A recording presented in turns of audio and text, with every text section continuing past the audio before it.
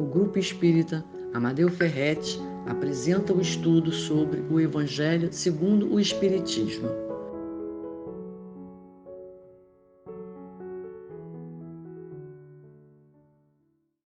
Olá, queridos irmãos, nós vamos iniciar o nosso estudo do Evangelho fazendo a nossa prece. Muito obrigada, Senhor Jesus, pela oportunidade que nos oferece de estudo e de conhecimento. Que possamos muito mais do que ouvir, Senhor, colocar em prática esses ensinamentos em nossa vida, para que possamos, Senhor, seguir na nossa jornada, amando, servindo e trabalhando em nós mesmos as Tuas lições sagradas. Abençoa toda a humanidade encarnada e desencarnada e ser conosco, Senhor, hoje, agora e sempre, graças a Deus. Bem, meus irmãos, nós vamos hoje estudar o capítulo 11 do Evangelho segundo o Espiritismo, amar ao próximo como a si mesmo. Nós vamos estudar o item de 5 a 7, dai a César o que é de César. É uma passagem muito importante, né, que Jesus nos chama a atenção até hoje. Não é uma passagem antiga, é uma passagem atualíssima. Então ele diz assim, a passagem começa assim: encontramos no Evangelho segundo Mateus, capítulo 22, versículos de 15 a 22, e no Evangelho segundo São Marcos, no capítulo 12, versículo 13 a 17. E ele começa assim: os fariseus eram uma classe que depositavam mais fé no que estava escrito, né, na palavra, que antigamente a tradição era oral, mas eles acreditavam mais no que tinha vindo pela palavra do que em qualquer outra coisa. Então eles estavam sempre procurando enredar Jesus. Lá no início do Evangelho segundo o Espiritismo, em notícias históricas, nós temos todas essas classes, né? Os fariseus, os saduceus, os publicanos, né? E seria bom que depois vocês procurassem lá estudar, conhecer quem eram e o que faziam. Então eles estavam sempre procurando colocar Jesus, vamos dizer assim, numa situação complicada, em que ele mesmo se complicasse e fosse entregue aos romanos para acabar de vez com aquela situação. Então os fariseus, tendo se retirado, entenderam-se entre si para enredá-lo com as suas próprias palavras, quer dizer, queriam pregar uma armadilha a Jesus. Mandaram então seus discípulos, em companhia dos herodianos, dizer-lhe: Mestre, sabemos que és veraz e que ensinas o caminho de Deus pela verdade, sem levardes em conta a quem quer que seja, porque nos homens não consideras as pessoas. Então os herodianos eram aqueles partidários de Herodes. Então nós aqui já percebemos que tem armadilha mesmo, né? Dize-nos, pois, qual a tua opinião sobre isso? É-nos permitido pagar ou deixar de pagar a César o tributo? Jesus, porém, que lhes conhecias a malícia, respondeu: Hipócritas, por que me tentais? E tendo-lhes eles apresentado um denário, perguntou Jesus: De quem são essas imagens e essa inscrição? De César, responderam eles. Então observou-lhe Jesus: Dai, pois, a César o que é de César, e a Deus o que é de Deus. Ouvindo-os falar desta maneira, admiraram-se eles da sua resposta e, deixando-se, retiraram. Então aqui a gente vê a consciência do Cristo de que os judeus não gostavam de pagar impostos, né? Eles tinham assim uma aversão a pagar imposto a Roma, né? Porque os impostos eram pesados, né? E segundo as tradições deles, esses impostos eram ilegais. Então eles tinham isso com eles, e eles perguntaram. Aí vem a questão do Evangelho. A questão proposta a Jesus era motivada pelas circunstâncias do que os judeus, abominando o tributo romano que os romanos lhe impunham, haviam feito do pagamento desse tributo uma questão religiosa. Então eles deixaram de ver aquilo como uma questão social, como nós. Nós temos as nossas questões para resolver tributárias. Pagamos os nossos impostos, né? Fazemos o nosso imposto de renda, quem declara imposto. Quer dizer, tudo nós precisamos pagar. Água, luz, todas as coisas práticas da nossa realidade hoje. A realidade dos judeus naquela época era diferente da nossa.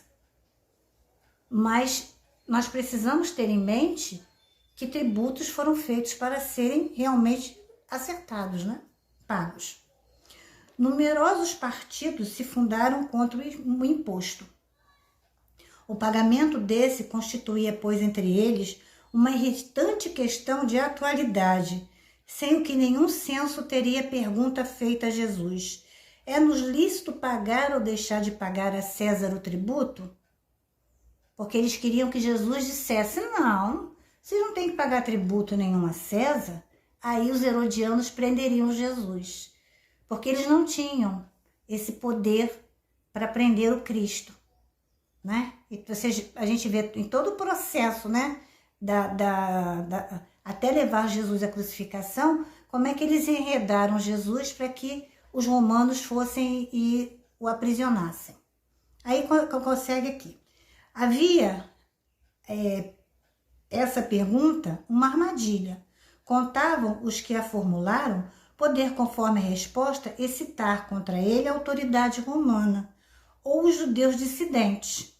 Mas Jesus, que lhe conhecia a malícia, contornou a dificuldade, dando-lhe uma lição de justiça, com o dizer que a cada um seja dado o que lhe é devido.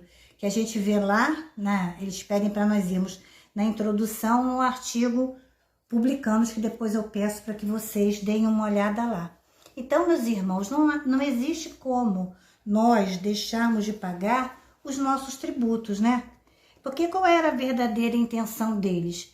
Era prender Jesus, né? Que eles queriam conhecer a opinião de Jesus, mas queria que a opinião de Jesus batesse com a deles, né? E Jesus, que é todo justiça, amor e bondade, ele não poderia fazer isso, ele não poderia ir contra a lei, pelo menos a lei humana, né? Aí, por trás dessa atitude, escondiam sua verdadeira intenção, fazer com que Jesus se traísse. Aí Jesus não fez isso, né? Também não buscamos, às vezes, esses falsos interessados na verdade. Vigiemos, portanto, para que nossas palavras não sejam usadas contra nós próprios. Muitas vezes nós nos enrolamos e a palavra acaba caindo contra nós. Então, nós temos que ter muito cuidado quando usamos a palavra. Não devemos julgar, não devemos condenar, nós devemos orar. A nós cabe orar e vigiar, né? Para que a gente não caia nessas tentações. E a resposta de Jesus, ela não foi direcionada só ao pagamento do tributo. Como em outras circunstâncias, ele aproveita aquele momento para nos desmascarar as intenções. As intenções deles não eram boas. Eram intenções mesquinhas, né? Maliciosas. Eles formaram uma pergunta maliciosa. Se fôssemos nós, diríamos, não paga o tributo, não. É? Mas Jesus, inteligentemente, ele percebeu, né? Tanto que ele coloca, como é que de quem é, né? O que você vê ali. O que você vê nessa imagem? César. Então, dá a César o que é de César. Mas não esquece, meus irmãos, de dar a Deus o que é de Deus. Porque você está indo praticando a sua fé direitinho? A isso nós precisamos pensar, né? Pensar e prestar atenção. Como também transmitir um ensinamento de cunho moral. Jesus nunca perdeu essa oportunidade de mostrar para nós como nos comportar de jeito a sermos criaturas de bem, né? O verdadeiro sentido da palavra, dai a César o que é de César e a Deus o que é de Deus, é que o homem deve entender as suas obrigações decorrentes da vida material. Nós temos a vida material, que é a moeda, né? Que é dai a César. E temos a vida espiritual, que é dai a Deus. Então, nós não podemos viver só apegados à matéria. Nós somos um espírito habitando um corpo, e não ao contrário. Respeitando as leis vigentes e honrando os nossos compromissos assumidos, como já falamos anteriormente, sem descuidar de cumprir a lei de Deus. através do cultivo dos valores espirituais que o conduzem à perfeição. E no Livro dos Espíritos, lá na questão 875, né, no capítulo 11, que fala da lei de justiça, amor e caridade, ele faz assim, como se deve definir justiça? A justiça consiste em cada um respeitar o direito dos demais. O que determina esses direitos? Duas coisas, a lei humana e a lei natural, a lei divina. Tendo os homens formulado leis apropriadas aos seus costumes e caracteres, eles estabeleceram direitos mutáveis com o progresso das luzes. Quer dizer, as leis foram mudando para nós, mas as leis de Deus são imutáveis. Elas não mudam nunca. Então, por mais que o progresso venha trazendo leis novas, nós vamos nos adequando à lei dos homens, mas sem esquecer a lei de Deus, que a lei de Deus não muda. E nós precisamos cuidar do nosso eu imortal. Aí ele continua aqui. Entretanto, esses direitos antiquados, que agora se vos afiguram monstruosos, pareciam justos e naturais naquela época. Nem sempre, pois, é acorde com a justiça o direito que os homens prescrevem. Não é sempre de acordo com a justiça, as leis que existem. Demais, esse direito regula apenas algumas relações sociais, né? E Roma tinha essa coisa de justiça, de leis, eles elaboraram tudo isso, criaram muitos códigos, muitas coisas, né? Que hoje a vida nós temos aí no mundo. Quanto é certo que na vida particular há uma imensidade de atos unicamente da alçada do tribunal da consciência, que aí é a nossa relação com Deus.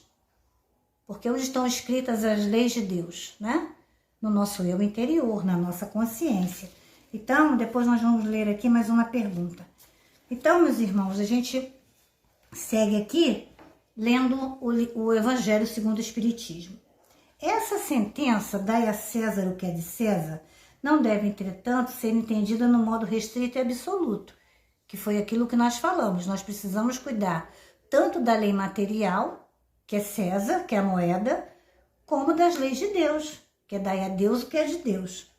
Como em todos os ensinamentos de Jesus, há nela um princípio geral, resumindo sobre a forma prática e usual e deduzindo de uma circunstância particular. Esse princípio é consequente daquele segundo, ao qual devemos proceder para com os outros, como queiramos que os outros procedam para conosco, que foi o que nós lemos na questão do Livro dos Espíritos. Como é que a gente entende essa relação? É quando a gente procede com o outro, da maneira que a gente deseja que o outro proceda comigo. Então, nós temos hoje uma distorção, porque ao redor do nosso umbigo é que nós queremos viver. Tudo eu, tudo para mim, tudo por mim. Então, a gente não se importa em jogar lixo no quintal do vizinho, a gente não se importa em jogar o lixo para lá, a gente não se importa e com nada. Nós vemos hoje grandes transgressões da lei de Deus por nosso orgulho e o nosso egoísmo, que são as maiores chagas da humanidade, né? São chagas muito tristes, porque a gente se deixa levar por elas. A gente se entranha naquilo ali e acha que aquilo ali está certíssimo. Então aqui, ele condena todo o prejuízo material e moral que se possa causar ao outro, viu, gente? Não é só prejuízo material, mas também o prejuízo moral. Quantas vezes, ao invés de erguer o irmão, nós empurramos ele para baixo? Quando ele vem nos falar qualquer coisa, isso é bobagem. Ih, fulano, você tá com depressão? Como é que pode? Pode, gente. Nós estamos num mundo de provas e expiações, onde doenças, males, dores vivem ao nosso lado. Poxa, fulano roubou. Nós estamos convivendo com ele no mesmo planeta. Se nós já avançamos mais um pouquinho, não sejamos tão orgulhosos assim, porque a gente já consegue falar da palavra de Deus. Imagina a nossa responsabilidade enquanto divulgador da doutrina espírita e estar aqui dando nosso rosto, né, para falar para vocês dessas consolações do Cristo. Cristo, ele não escolhe capacitados, mas ele capacita a cada um de nós. É claro que muitos capacitados vieram para nos ajudar, né? São Francisco, Santa Clara, Chico, temos aí o Divaldo. São irmãos que nos ajudam a iluminar a caminhada, a continuar caminhando. Mas por quantas áreas de sombra nós já caminhamos? Quantos séculos a gente vem de encarnação em encarnação cometendo os mesmos deslizes, os mesmos enganos? Quanto a gente magoa os nossos irmãos, com palavras principalmente. Eu não preciso de você. Você não é importante para mim. Você é um burro. Então, isso para uma criança, por exemplo, quando a gente diz que a criança é um burro, a gente está praticamente dizendo para a criança, olha, você não tem condição nenhuma de aprender nada. E todo mundo tem condição de aprender, né? Hoje a Pátria Espiritual recebe Jô Soares, que tem dificuldade de estudar, gente. Acabou de passar na televisão, que ele ficava até na rua quando ele tirava nota baixa e chorava, porque... Então, a gente não deve fazer isso. É claro que nós temos que ter aquela segurança, mas a sensibilidade. Poxa, meu filho, você estudou tanto, o que aconteceu aqui? Por que essa nota baixa? O que aconteceu? Vamos lá pegar e fazer outra vez. Não sermos tão relaxados, né? Naquela questão de, na próxima você melhora. E não sermos tão duros com ninguém. Nem com um irmão em situação de rua. Nós devemos ter a mesma percepção do Cristo em termos de usar a palavra para o bem, usar a palavra para edificar, usar a palavra para soerguer aquela criatura, não fazer com que ela seja diminuída. Porque à medida que eu quero ser tratada, eu devo tratar os outros. Se eu trato os outros mal, naturalmente, eu vou ser recompensada da mesma maneira. Se eu quero receber um bom dia, seja eu a dar o bom dia. Se eu quero estar alegre, seja eu a levar a alegria para os outros. Porque os outros, vendo a minha alegria, também se alegram. Né? Uma vez entramos no ônibus, bom dia, motorista, nada. Bom dia, motorista, nada. Bom dia, motorista. Ele olhou para mim, bom dia, senhora. Falei, ai, que bom ouvir sua voz, só tem uma voz tão bonita. Aí ele riu. Entende? Então são situações em que às vezes nós vemos as pessoas tão desencantadas na rua. E nós mesmos, meus irmãos, quando nós nos sentimos bem, alegres, e isso tem que ser uma sensação de todos os dias. Mesmo que para nós pese a situação de estarmos em grandes dificuldades, porque todos nós passamos por ela. Mas que ao sair de casa nós deixemos tudo que é nosso ali, né? E ao voltar da rua que possamos ter a claridade de resolver as situações que temos com bastante harmonia. Então ele continua aqui. Ele condena todo prejuízo moral e material e moral que se possa causar a outrem, toda postergação de seus interesses. Prescreve o respeito aos direitos de cada um, como cada um deseja que se respeitem os seus. Então, se eu quero ser respeitada, eu preciso respeitar também. Entende-se mesmo os deveres contraídos para com a família, que é o nosso primeiro núcleo, né? A nossa primeira formação é a formação familiar. Então, vamos prestar atenção em como estamos colocando os nossos filhos, como estamos cuidando dos nossos filhos, da nossa família, para levá-los à sociedade. A autoridade, tanto quanto para com os indivíduos em geral. Porque nós colocamos, o primeiro núcleo é a família, depois vem a sociedade e depois vem o todo. Porque nós vamos começar a estudar, a conviver com outras pessoas, né? A respeitar a lei, entender que tem lei de trânsito, que tem lei de todo jeito. Mas também temos as leis divinas, que nos ajudam a crescer enquanto espíritos imortais que somos. Porque se nós não entendermos isso, nós vamos continuar vivendo na Terra como se nós fôssemos criaturas da Terra, e nós não somos. Nós somos criaturas do universo. Nós somos criaturas imortais. Deus é eterno e nós somos imortais. Então, essa visão nós precisamos ter. E ter bem clara em nós para entender quais as mensagens de Jesus, né, nesse momento. Então, quando ele diz que a gente deve cumprir todos os deveres com a família, a autoridade, as instituições, a sociedade, observando o princípio da fraternidade, segundo o qual devemos proceder para com os outros, como queremos que os outros procedam conosco. Quer dizer, respeita o direito de cada um, né? Cada um deseja ser respeitado pelos seus. É condenável todo prejuízo material que se possa causar a outrem, né? Nós vemos muito isso. Pessoas que às vezes deixam a criatura num prejuízo material muito grande, né? Filhos, primos, tios, irmãos e por aí vai. Então a gente precisa lembrar disso. O ensinamento dar a Deus o que é de Deus, como exercitá-lo em nosso dia a dia. Olha só, dar a Deus o que é de Deus, observando os preceitos divinos de amor e caridade que nos levam à reforma íntima e nos conduzem ao aprimoramento espiritual. Então nós não podemos ser o Zé do centro e o Zé de casa. A gente tem que ser sempre o Zé. Aquele que respeita a nossa residência. Nós não somos um tirano dentro do lar e não somos uma criatura amorosa na nossa casa religiosa, né? Para que cumpramos a lei de Deus, é necessário amar o próximo e pregar e praticar a caridade, Para que nos elevemos espiritualmente, necessitamos viver em sociedade ao lado do nosso próximo. Por isso que é tão importante esse relacionamento nosso com os outros.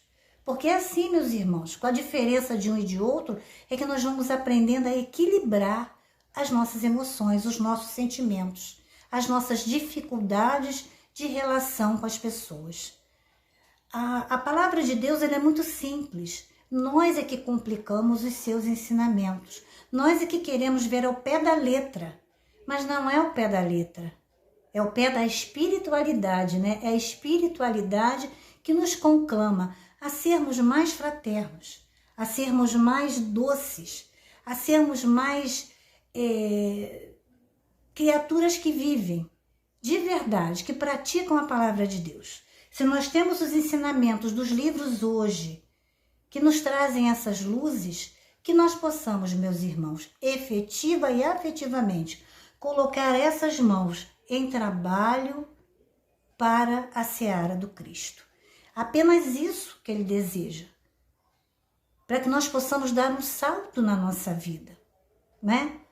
Como gosto muito de falar de Paulo, né? De Saulo, que virou Paulo, que foi uma criatura que foi o vaso escolhido, né? Como diz a música, vaso escolhido, do Tim da Vanessa, foi uma criatura que foi escolhida por Deus para fazer tantas coisas maravilhosas. E se hoje nós temos essa doutrina de luz, esses ensinamentos todos do Cristo, agradeçamos a Ele, que foi levar a palavra não só para os judeus, mas para todos aqueles que tinham essa consciência dentro de si, do seu coração, que eram conhecidos como os gentios.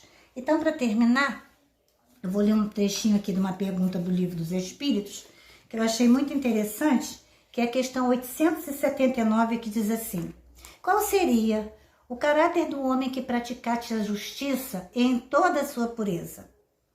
Nós ainda não conhecemos toda a justiça, nós ainda temos um longo caminho a trilhar, mas já podemos pelo menos visualizar o que seja justiça.